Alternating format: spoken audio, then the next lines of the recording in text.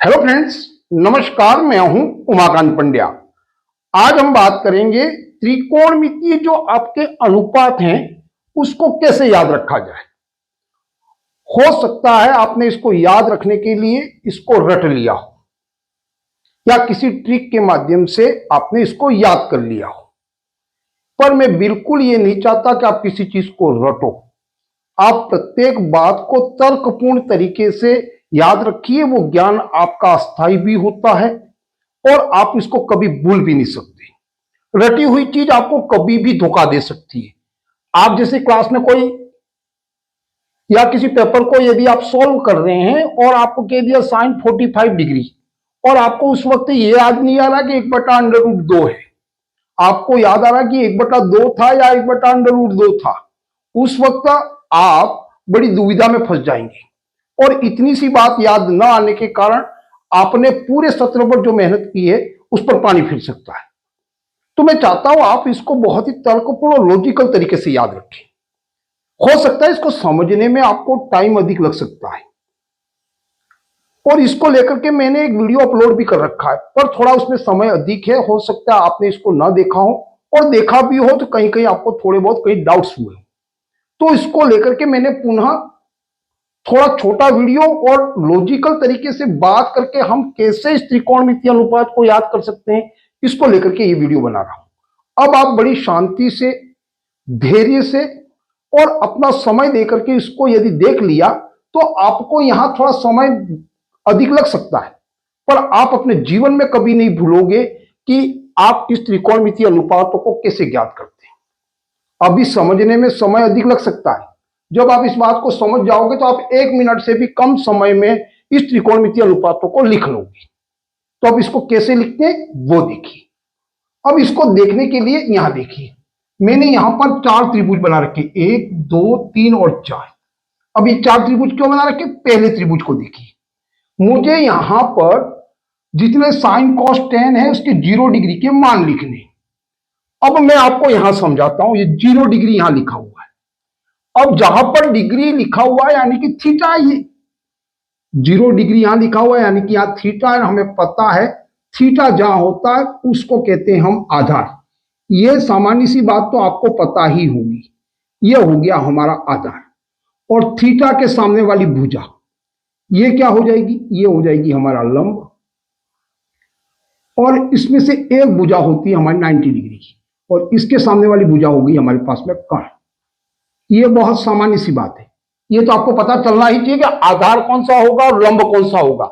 इन दोनों में कंफ्यूजन हमेशा बना रहता है, पर आपको पता होना चाहिए जहां थीटा उसके सामने वाला लंब है, ये आपको पता भी होगा क्योंकि अभी तक आपको बहुत क्लियर हो चुका होगा इस बात को लेकर के। अब देखिए, अब मैं यहां बात कर रहा हूं 0 डिग्री। जब डिग्री की बात की जाए, मैं कह रहा हूं यदि आपको किसी को डिग्री का मतलब कोण, यदि मुझे कोण बनाना है तो क्या करना पड़ता है? एक बिंदु से 2 रेखाएं होती है तब ये बनता है कोण। अब यहां मैं ये कहूं कि यहां 0 डिग्री है, भले इसको खुला छोड़ रखा है। क्या 0 डिग्री इतना खुला होता है क्या? ये तो सामान्य बच्चा भी बता देगा। 0 डिग्री होने का मतलब है कि ये जो रेखा है उस पर दूसरी रेखा आपकी पड़ी हुई है, संपाती है, एक दूसरे को ढकी हुई है। ये रेखा बिल्कुल नहीं खुली है। ये पार्ट दोनों रेखाएं कभी खुली ही नहीं है, जिसके कारण से हम यह 0 लिख सकते हैं।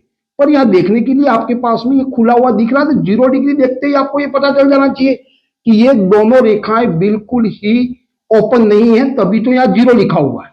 भले आपको देखने में या 0 डिग्री में भले ओपन दिख रहा है, त्रिभुज दिखाना है, पर अब आपको समझ लेना है कि 0 डिग्री जब है तब कौन कौन सी रेखा ओपन नहीं हुई है। तो ये 0 डिग्री बनाने के लिए हमने यहां त्रिभुज की कौन कौन सी भुजा का उपयोग किया?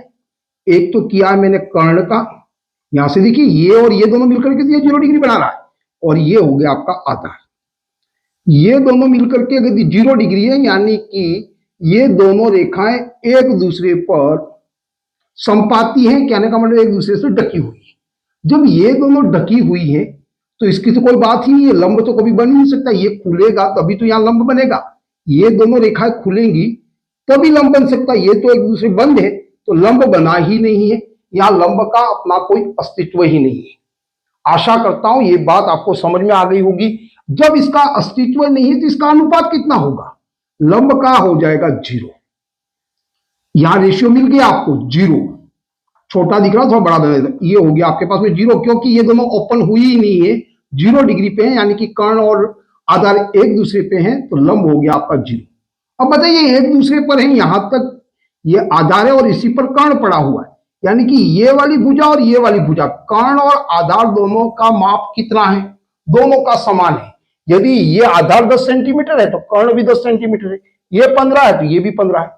जब दोनों की भुजाएं बराबर है तो उसका अनुपात कितना आएगा, 15 15 तो अनुपात निकालेंगे दोनों का एक एक हो जाएगा, भले 25 25 होगा तो भी अनुपात निकालेंगे तो एक एक हो जाएगा। तो यहां अनुपात मिल गया, इसका अनुपात एक हो गया तो इसका भी अनुपात एक हो गया। जब तीनों भुजाओं का आपको अनुपात मिल गया है, आपको यह पता चल गया कि आधार कौन सा है, तो फिर आप 0 डिग्री के मान बहुत आसान तरीके से निकाल सकते हैं। यहां भी समझने में आपको भले टाइम लगा हो, पर यदि इसको समझ लिया तो फिर आप इसको देख करके ही, इस प्रकार का बना करके ही आप बहुत आसान तरीके से लिख सकते हैं। अब मुझे साइन कॉस के मान लिखने हैं, इसको याद रखने के लिए मैंने कहा है आप इस बात को याद रखिए, लाल बटा कक्का, के यहां थोड़ा सा यहां हो जाएगा लाल बटा कक्का, इसका मतलब लंब बटा कर्ण, आधार बटा कर्ण और लंब बटा आधार, ये इतना तो आपको रट करके याद रखना ही है। अब लंब बटा कर्ण का मतलब क्या होता है, साइन, आधार बटा कर्ण का मतलब क्या होता है, कॉस, और इसका मतलब क्या होता है, टेन। और यदि उल्टा लिख दिया जाए क्या होता है, ये हो जाता है आपका कोसेक, इस कॉस का उल्टा क्या हो जाता है, तो सेक, और टेन का उल्टा हो गया कॉट। अब बस आपको मान लिखने, बस ये इतना लिख दिया तो बस ये सभी मान आपके आ गए, और ये बहुत कठिन भी नहीं, हाँ समझने में थोड़ा टाइम आपको जरूर लगा होगा। अब लिखिए साइन 0 डिग्री। अब 0 डिग्री साइन किसको कहते हैं, लंब और कर्ण की जब तुलना की जाती है इन दो भुजाओं को तो हम साइन बोलते हैं। तो यहां हो गया लंब बटा कर्ण। अब बताइए लंब कितना है, यहां से देखिए 0, और कर्ण कितना है तो 1। यदि इसको हल करेंगे तो क्या आएगा, कितनी बार बोलेंगे, 0 बार, तो इसका मान आ गया 0। अब कॉस की बात की जाए, कॉस 0 डिग्री, तो कॉस किसको बोलते हैं, आधार बटा कर्ण, ये आधार बटा कर्ण, और मान यहां लिखे हुए हैं सभी, आपको तो बस देख करके लिखना है। आधार कितना है तो 1, और कर्ण कितना है 1, तो क्या आएगा, यहां आएगा 1 में 1 का भाग देने पर 1। अब आप देखिए टेन 0 डिग्री कितना हो जाएगा, टेन किसको कहते हैं, लंब बटा आधार, इन दोनों भुजाओं का अनुपात हम देख रहे हैं। अब लंब कितना है, तो लंब हो गया हमारे पास में 0, और आधार कितना है, तो आधार हो गया हमारे पास में 1। कितनी बार बोलेंगे, तो इसको बोलेंगे हम 0 बार, 1 का टेबल 0 बार बोलेंगे 0 हो जाएगा। रियल में तो रेशियो ऐसा ही है, ये कॉस का मतलब ये दोनों ही लिखना होता है, पर इसको हल कर दिया इसलिए कुछ इस प्रकार से लिखा हुआ है। रियल तो रेशियो आपका ये लिखा वही है। अब इसका उल्टा होता है आपका, ये जितने लिखे रेशियो इसको उल्टा कर दीजिए तो इसके मान आ जाएंगे। जैसे साइन का उल्टा क्या होता है, कोसेक, कोसेक 0 डिग्री कितना हो जाएगा, तो इसका उल्टा लिखना, लंब बटा कर्ण लिखा था, कर्ण बटा लंब लिख दीजिए। कर्ण बटा लंब का मान यहां तैयार है आपके, अनुपात कर्ण 1 है तो 1, और लंब कितना है, लंब 0 है 0। अब 0 को मैं कितनी बार बोलूं कि यहां पर 1 आ जाए, तो 0 को कितनी भी बार बोलो नहीं आएगा, तो इसको कहते हैं अपरिभाषित, क्योंकि 0 का टेबल कितनी भी बार बोलिए इसमें 1 में भाग देंगे तो कभी नहीं आएगा, तो इसको बोल दिया अपरिभाषित। अब देखिए इसके बाद में हो गया कॉस, कॉस का उल्टा क्या होता है, सेक, सेक 0 डिग्री कितना हो जाएगा, तो सेक को कैसे लिखते हैं, कर्ण बटा आधार, ये हो गया कर्ण बटा आधार। अभी लिख रहे हैं तो आपको लग सकता है टाइम अधिक लग रहा है, पर जैसे आपको जिसका चाहिएगा वो यहां से देख करके सीधा लिख दोगे आप। यहां कर्ण बटा आधार, कर्ण कितना हो गया 1, और अब देखिए कर्ण बटा आधार, तो आधार कितना है, कर्ण ये हो गया 1 और आधार 1, कर्ण बटा आधार, इसका मतलब हो गया 1। देखिए सेक 0 का मान 1 आ रहा है, हाँ सेक 0 डिग्री का मान 1 आ रहा है, बिल्कुल सही है। अब देखिए कॉट, ये आपको देखा करके लगेगा अभी टाइम लग रहा है आपको, जिसका भी चाहिए यहां देख करके सीधा बता दोगे, नाम पता है तो वो एक ही में निकाल दोगे, सबका निकाल रहे इसलिए समय लग सकता है। इसका उल्टा हो गया आधार बटा लंब, आधार कितना दे रखा है, आधार हो गया आपके पास में 1, और लंब कितना दे रखा है, लंब हो गया 0। तो 0 को कितनी बार बोलेंगे कि 1 आ जाए, तो कभी भी नहीं आएगा, 1 0 कितनी भी बार बोलो तो इसको कहते हैं अपरिभाषित, ये हो गया आपका अपरिभाषित। अभी आपको लग सकता है ये समय, पर आप जब इसको समझ गए तो 0 डिग्री के मान याद करने बहुत सरल है। इस चित्र को देख करके 0 डिग्री समझ गए कि ये दोनों एक हो जाएंगे और लंब यहाँ पर कुछ नहीं रहेगा, तो इस मान को आप बहुत आसान तरीके से लिख दोगे। अब यहाँ दूसरे नंबर पर समझिए 30 डिग्री के मान को। यहाँ देखिए 30 डिग्री का मान निकाला। उसके लिए आपको क्या करना है, ये वाला जो त्रिभुज मैंने बना रखा है, इस त्रिभुज को कहते हैं समबाहु त्रिभुज। समबाहु त्रिभुज। अब बताइए समबाहु त्रिभुज में क्या होता है। समबाहु त्रिभुज, ये जो ए बी सी त्रिभुज है वो समबाहु त्रिभुज है, तो इसकी तीनों भुजाएं आपकी बराबर होती हैं। तीनों भुजाएं भी बराबर होती है और तीनों कोण बराबर होते हैं। यानी कि ये वाला 60 डिग्री है, 60, ए भी 60 डिग्री और बी भी 60 डिग्री है। अब क्या होता है, इसको आपको क्या करना है, इसमें आपको डालना है एक लंब, क्योंकि मुझे तो यहां समकोण त्रिभुज से ज्ञात करना है। मैंने यहां से इस शीर्ष सी से यहां पर एक लंब डाला 90 डिग्री। और आपको यह पता होगा जब भी समद्विबाहु त्रिभुज में या समद्विबाहु त्रिभुज में शीर्ष से जब हम किसी को लंब डालते हैं 90 डिग्री का, तो ये लंब क्या करता है, ये डी बिंदु लंब डालते हैं 90 डिग्री का, जैसे ही कोण आएगा वैसे ही ये ए बी जो भुजा है वो दो बराबर भागों में बढ़ जाएगी, यानी कि ये वाली और ये वाली बराबर हो जाएगी। ये भी सही है। और साथ में ही एक काम और करता है ये लंब, ये जो 60 डिग्री है उसको यहाँ लंब है वो दो भागों में कोणों को बराबर बांट देता है, ये 30 डिग्री हो जाएगा और ये 30 डिग्री हो जाएगा। पर अब इतने सारी चीजों की जरूरत नहीं है। अब हमको यहां समझना है कि हमने यह समझ लिया कि ये दोनों भुजाएं बराबर होगी, हमको जरूरत कितनी है, समकोण त्रिभुज की। तो अब आप ये मान लीजिए कि सभी भुजाएं मान लो होती थी कितने, ये भी एक लिखता था, ये भी हो जाता एक, और ये वाली भुजा हो जाती है आपकी एक, और ये 90 डिग्री पर बराबर बांट रही थी, एक है वो यहां एक होती थी, ये कितनी हो जाती, आधी, क्योंकि आधी और आधी मिलकर के आधा ये होता, आधा ये मिलकर के एक होता, ये वाली एडी कितनी हो जाती, आधा। अब एक और आधे का मान निकालने में हमको यहां पर लंब निकालना है, तो परेशानी आ सकती है। इसकी जगह मैं अभी यहां दो दो कर दूं, ये दो है ये दो, तो ये एडी कितनी हो जाएगी, इससे आधी है, दो से आधा ही था, क्योंकि दो ये भी पूरा दो था अभी, तो ये एक ही हो गया, एक ही हो गया, इसका मान कितना हो गया, एक। यहां अभी समझा रहा हूं, आपको समझ लग सकता है, पहले आप समझ लीजिए, ये हो गया एक। अब मेरे को चाहिए समकोण त्रिभुज से इस वाले त्रिभुज को, आधे त्रिभुज को यहां से हटा लीजिए। ये तो समझाने के लिए, आपको वहां नहीं करना, आपको तो बस सीधा ऐसे बना देना है। ये 30 कहां से आया वो भी आपको पता चल जाएगा। ए अब यहां कर देते हैं हम बी, और ये हो गया सी। ये बात आप समझ गए होंगे कि मैं क्या कह रहा हूं। 2 और 1 का रेशियो में मिल गया, ये आधा भाग रहने दिया इस त्रिभुज का, तो ये 1 हो गया, ये कर्ण है वो 2 हो गया। कर्ण और आधार पता है तो लंब बहुत आसान तरीके से ज्ञात कर सकते हैं। अब इतना ज्ञात करने की भी जरूरत नहीं है जब आप समझ जाओगे, पर अभी मेरे को पाइथागोरस प्रमेय से इसका आधार ज्ञात करना, ये जो लंब है वो ज्ञात करना पड़ेगा। आधार तो मेरे पास है 60 डिग्री ज्ञात करना, तो अब आधार ये है, और 30 डिग्री ज्ञात करने तो अभी आधार ये है, तो मुझे अभी आधार ज्ञात करना है, 30 डिग्री ज्ञात करना है। तो कैसे करेंगे, तो आपको पता है कर्ण स्क्वायर बराबर लंब स्क्वायर प्लस आधार स्क्वायर। कर्ण स्क्वायर कितना, 2। अभी तो कर रहे टाइम लग सकता है, पर आप समझ जाओगे लंब कितना दे रखा है, 1, कुछ भी समय नहीं लगेगा। आधार स्क्वायर, अब देखिए 2 का हो गया 4, 1 का हो गया 1, 1 में 1 का मल्टीप्लाई किया, आधार स्क्वायर हो गया। अब इसका मैंने बाई टीपी कर दिया, 4 - 1 हो गया, ये हो गया आधार स्क्वायर। 4 में से 1 निकाल दिया, 3 हो गया, ये हो गया आधार स्क्वायर। अब मेरे को आधार स्क्वायर का मतलब होता है कि इस आधार का वर्ग का क्षेत्रफल पता है मुझे, तो खाली इसकी भुजा चाहिए ए, तो ये चला जाएगा रूट में 3। अब आप यहां से सीधे याद कर सकते, 2 और 1 कितना हो गया, 3, क्योंकि 2 का 4 हो जाएगा, इधर आ जाएगा बाई टीपी करके 1 हो जाएगा, और 1 का करने पर 3, और ये स्क्वायर आएगा तो अंडर रूट 3। इसको बहुत आसान तरीके से याद रख सकते हैं।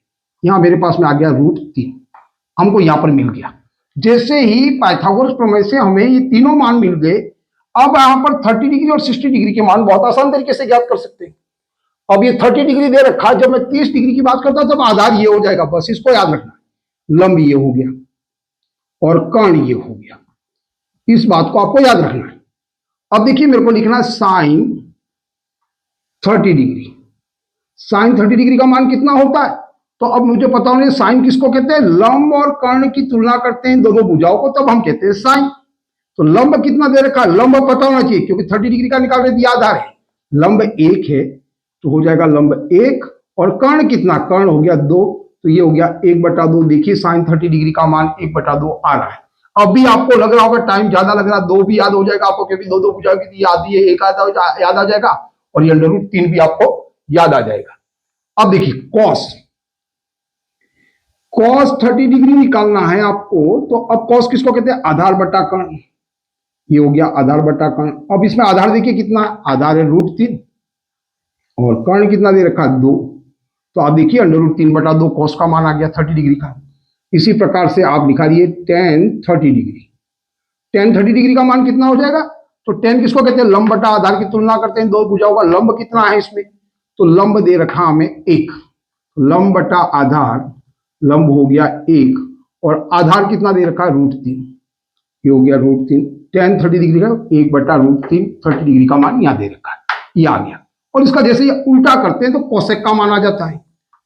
कोसेक 30 डिग्री कितना हो जाएगा? साइन का उल्टा होता है कोसेक, तो ये 1/2 है, तो यहां हो जाएगा 2/1, तो मान आ जाएगा 2। इसी प्रकार से कॉस का उल्टा होता है सेक 30 डिग्री, तो सेक को क्या करते हैं? ये 2 ऊपर आ जाएगा और √3 है वो नीचे आ जाएगा। आप इसको देख भी सकते हैं क्या ऐसा हो रहा है। ये देखिए 2/3 आ गया। इस प्रकार से tan का उल्टा क्या होता है? कॉट होता है। कॉट 30 डिग्री का मतलब इसका उल्टा लिखना है √3/1 का मतलब क्या हो गया? √3। ये हो गया 30 डिग्री का मान। इसी प्रकार से आप 60 डिग्री के मान को देख लीजिए। 60 डिग्री का मान निकालना, अब की बार में जैसे 60 डिग्री का मान यहां से निकाले, थीटा ये हो गया था, अब की बार में यहां ध्यान रखना है ये आपका आधार हो जाएगा। इसको बदलना भूल गए तो फिर गलत हो जाएगा। ये हो गया आपका आधार, ये हो गया तो लंब अब ये हो गया। अब पुनः वही बात पर चलिए, क्योंकि ये 60 डिग्री यहां आधार ये हो गया, लंब ये हो गया। अब यहां देखिए साइन 60 डिग्री बराबर में साइन किसको कहते हैं? लंब बटा कर्ण। ये हो गया लंब बटा कर्ण। लंब कितना है इसमें? लंब अब देखिए ये बन गया है, पहले आधार था 30 में, तो अब हो गया √3 कर्ण कितना है? कर्ण हो गया 2। इसी प्रकार से cos 60 डिग्री कितना हो जाएगा? cos किसको कहते हैं? आधार बटा कर्ण। ये हो गया आधार बटा कर्ण। आधार कितना दे रखा है आपको? आधार है 1 और कर्ण कितना दे रखा है? 2। और इसे ही यहां आ जाएगा tan 60 डिग्री। tan किसको कहते हैं? लंब बटा आधार। ये हो गया लंब बटा आधार। लंब बटा आधार कितना है? लंब बटा आधार में देखिए लंब कितना दे रखा है? लंब हो गया √3 और आधार कितना हो गया आपका? आधार हो गया 1। √3 में 1 का भाग देने पर √3 आता है, पर इसको आप ऐसा ही लिख सकते हैं, रियल में तो यही है, क्योंकि tan का मतलब ही दो भुजाओं का अनुपात है, पर हमने इसको हल कर दिया इसलिए √3 आ गया। क्या सही है? tan 60 डिग्री का देख लीजिए, tan 60 डिग्री ये हो गया √3, ये बिल्कुल सही। और इसका अपोजिट जैसे लिखते हैं, इसका उल्टा करके जैसे यहां लिखा वैसे यहां लिख दोगे तो tan इसके सभी साइन कॉस tan के उल्टे मान, यानी कि कोसेक सेक और कॉट के मान आप बहुत आसान तरीके से ज्ञात कर सकते हैं। यहां हम अधिक समय नहीं लेंगे, ये आप हल कर देना। अब बचा मेरे पास में समझाने के लिए 45 डिग्री। जैसे यहां पर किया वैसे ही 45 डिग्री को देखिए। उसको हल करने के लिए क्या करेंगे? अब यहां में पता है कि हम समकोण त्रिभुज ही लेते हैं, ये समकोण त्रिभुज हो गया, 90 डिग्री हो गया। मुझे मान किसका निकालना? 45 डिग्री के अनुपात निकालने। तो एक कोण मैंने जैसे ही 45 बनाया 90 डिग्री के अंदर, दूसरा कोण कितना होगा? स्वतः ही 45 हो जाएगा, क्योंकि त्रिभुज के तीनों अंतःकोणों का मान कितना था? 180, तो 90 ही हो गया, 45 ही हो गया, तो स्वतः ही 45 हो गया। यानी कि 45 45 दो कोण हो गए, तो ये त्रिभुज कौन सा बन गया? ये बन गया आपका समद्विबाहु त्रिभुज। यानी कि अब इसकी भुजाएं कौन सी बराबर होंगी वो देखिए, दो कोण बराबर है, दो भुजा बराबर होंगी। 90 डिग्री के सामने वाला तो ये हो गया आपका कर्ण, ये सामने वाला। और भुजाएं बराबर देखने के लिए इन कोणों के सामने वाली 45 डिग्री के सामने वाली भुजा ये AB है, यानी कि ये वाली भुजा, और इस 45 डिग्री के सामने ये वाली भुजा, यानी कि ये दो भुजाएं आपकी बराबर होगी। जब भुजाएं बराबर है तो हम कितना कह सकते हैं? इसको कोई भी भुजा लिख सकते हैं, दो दो लिख सकते हैं, एक एक लिख सकते हैं, हम एक एक ही लिख देते हैं। ये एक होगी तो ये भुजा भी एक होगी। जब दो भुजाएं हमको प्राप्त हो गई है, यहाँ कह दीजिए एक एक लिखा, ये रेशियो प्राप्त हो गया, यानी कि दोनों बराबर है। ये भी एक होगी तो ये भी होगी, एक होगी, क्योंकि दोनों ही कोण बराबर है। एक ही होगी और एक ही होगी। जब कर्ण बताइए, कर्ण कैसे ज्ञात करेंगे? तो वही सिस्टम है, कर्ण स्क्वायर बराबर 1 और 1 √2 आएगा। वो तो आपको जब हल करेंगे तो बहुत सरल बात है। यहां 45 निकाल रहे, इसको आधार मान लीजिए। यहां आधार और लंब की कोई परेशानी नहीं है, क्योंकि दोनों ही 45 डिग्री, तो दोनों का मान अनुपात एक ही है। तो कर्ण का स्क्वायर बराबर आधार का स्क्वायर प्लस लंब का स्क्वायर। अब बताइए आधार कितना है? 1 का स्क्वायर प्लस लंब है 1 का स्क्वायर। यहां हो गया 1 + 1 बराबर, ये हो गया 2, ये 2 किसका आया, कर्ण स्क्वायर के बराबर, कर्ण के बराबर लिखेंगे तो √2, तो यहां हो गया √2। अब आप तीनों मान मिल गए तो बहुत आसान तरीके से पता कर सकते हैं। अब यहां पर एक को आधार मान लीजिए, चाहे तो ए बी को आधार मान लीजिए, चाहे बीसी को। कर्ण तो बड़ा होता है तो वो तो अलग ही है, ये सामने वाली भुजा दोनों ही 45 डिग्री हैं, तो आप किसे भी निकाल सकते हैं, इसको भी आधार मान सकते हैं, चाहे तो आप इसको भी आधार मान सकते हैं। अब देखिए, अब इसका मान कैसे आएगा, तो बस वैसे ही लिखना जैसे इसका लिखा है। अब देखिए साइन 45 डिग्री। अब साइन किसको कहते हैं, तो लंब बटा कर्ण, इन दोनों भुजाओं का अनुपात। लंब कितना है, यहां देखिए लंब हो गया 1 और कर्ण कितना, लंब हो गया 1 और कर्ण कितना हो गया √2। तो देखिए क्या साइन 45 के बराबर 1/√2 आ रहा है। यहां देखिए कॉस 45 डिग्री, कॉस किसको कहते हैं, आधार बटा कर्ण, ये हो गया आधार बटा कर्ण। अब आधार कितना है, आधार 1 और कर्ण कितना है, √2, तो इसका मान भी वैसे ही आ गया। अब tan का देख लीजिए इसी प्रकार से, tan 45 देखेंगे तो tan का मतलब क्या होता है, लंब बटा आधार, लिख दीजिए लंब बटा आधार। लंब कितना दे रखा है इसमें, तो लंब भी आपके पास में यही है, लंब हो गया 1, आधार कितना है 1, 1 में 1 का भाग देने पर 1, देखिए क्या tan 45 के बराबर 1 आ रहा है, tan 45 बराबर 1।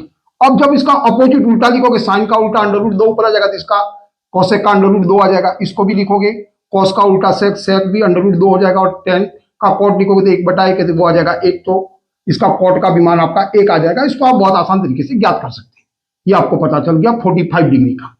मैं समय अधिक देना नहीं चाहता यहाँ कि आपका समय अधिक जाए। आप इसको देखिए, अब 90 डिग्री को थोड़ा सा लॉजिकल तरीके से, जैसे 0 डिग्री को समझा था वैसे 90 डिग्री को समझना है। अब मैंने यहाँ 0 डिग्री लिखा था, तब मैंने कहा भले ही त्रिभुज दिख रहा है पर रियल में समझना कि ये दोनों मिली हुई और लंब गायब है। अब जब मैं 90 डिग्री की बात कर रहा हूं तो आप सोचिए, क्या ये 90 डिग्री या 90 डिग्री हो सकता है त्रिभुज, कभी नहीं। 90 डिग्री होता तो ये भी 90 डिग्री और ये 90 डिग्री होता तो समानांतर रेखा बन जाती, कभी त्रिभुज नहीं बनता। अब समझना क्या है, 90 डिग्री जब हमको दिया है तो हमको क्या समझना है, 90 डिग्री जो दे रखा थीटा होता है वो किससे बनता है, किसी चीज की ऊंचाई को देखने के लिए हमारी जो दृष्टि होती है उसी से बनता है।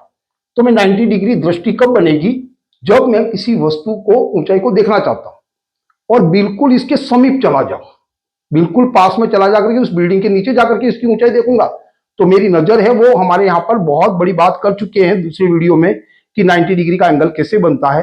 तो जो दृष्टि होती है वही बनाता है।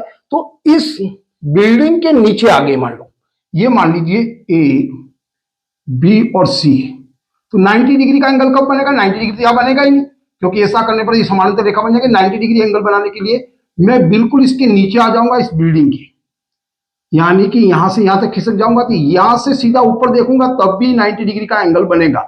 यानी कि यदि व्यक्ति यहां से इतना दूर रहकर के इस बिल्डिंग को नहीं देख रहा है, इस बिल्डिंग के बिल्कुल नीचे आकर के इस बिल्डिंग की ऊंचाई को देख रहा है, तब भी कहेंगे कि इसकी नजर है वो 90 डिग्री है।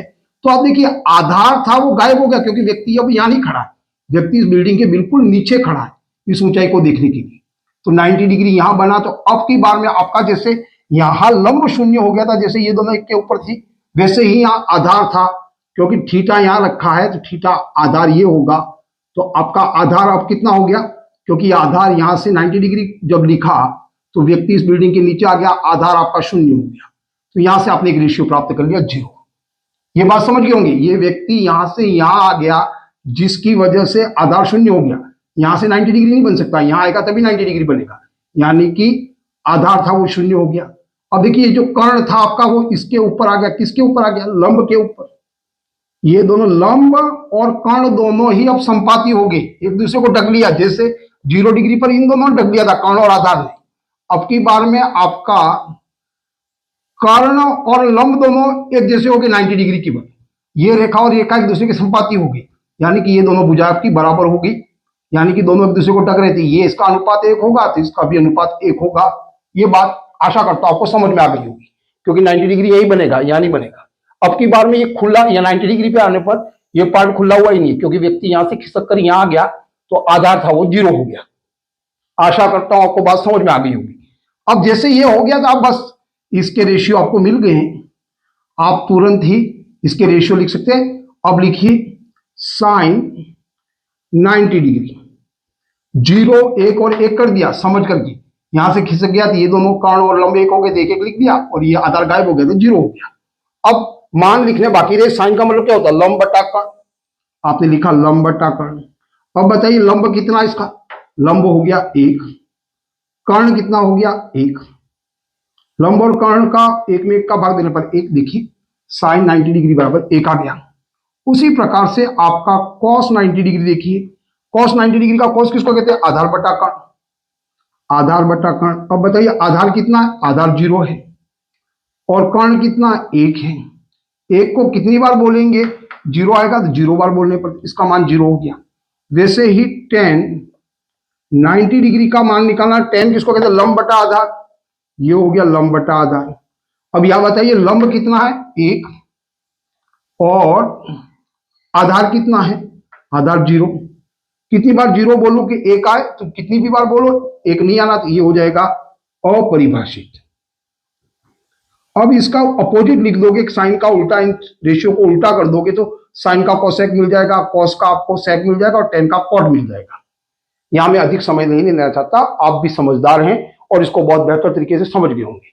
अभी लग सकता है आपको बहुत टाइम लगा होगा, पर यदि आपने प्रैक्टिकली तौर पे थोड़ी सी मेहनत करके देख लिया तो इन त्रिभुजों के माध्यम से आप बिल्कुल ही ये चित्रों को आपने देखना सीख लिया और प्रैक्टिकल तरीके से समझ लिया, तो आप कभी भी इन रेशियो को नहीं भूलोगे, और कभी भी किसी भी एग्जाम में, चाहे वो कंपटीशन एग्जाम हो चाहे बोर्ड एग्जाम हो, आप कभी गलत करने के कोई चांस नहीं रहेंगे। यदि रटा हुआ होगा तो निश्चित तौर पर आपको कहीं ना कहीं प्रॉब्लम आएगी। मैंने अपनी तरफ से पूरा प्रयास किया है, ये प्रयास आपको कैसा लगा आप अपने कमेंट के माध्यम से लाइक और सब्सक्राइब करके जरूर बताएं। आज के लिए बस इतना ही। जय हिंद, जय भारत।